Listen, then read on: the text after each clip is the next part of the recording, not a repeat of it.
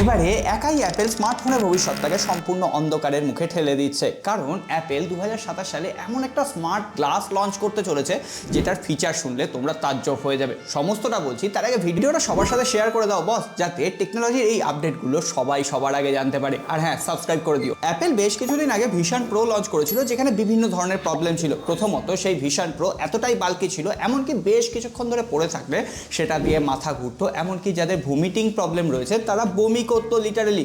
কিন্তু এই সমস্ত দেখে অ্যাপেল শিক্ষা নিয়েছে। অ্যাপেল এবারে এমন একটা স্মার্ট গ্লাসের পেটেন্ট ফাইল করেছে যেখানে অ্যাপেলের নিজস্ব কাস্টম চিপ থাকবে, এমনকি সেই গ্লাসে অ্যাপেল নিজস্ব একটা ক্যামেরা সিস্টেম ব্যবহার করবে। সেই ক্যামেরা দিয়ে তোমরা ভিডিও ফুটেজ রেকর্ড করতে পারবে। সুতরাং স্মার্টফোনের ক্যামেরার দিন কিন্তু শেষ হতে চলেছে। পাশাপাশি সেই স্মার্ট গ্লাসে এআই এর বিভিন্ন ধরনের ফিচার থাকবে, এমনকি সেখানে ইউটিউব ভিডিও থেকে শুরু করে ইনস্টাগ্রাম রিল সমস্ত কিছু তোমরা লাইভ দেখতে পাবে। সুতরাং স্মার্টফোনের ডিসপ্লের কাজটাও আস্তে আস্তে শেষ।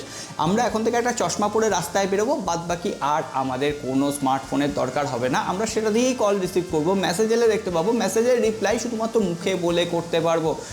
আস্তে আস্তে হয়তো 2027 সাল হয়ে যাবে। লিটারেলি এটা কিন্তু ভবিষ্যৎ। তোমাদের কি মনে হয়? অবশ্যই ফিডব্যাকটা কমেন্ট বক্সে জানিয়ে যেও।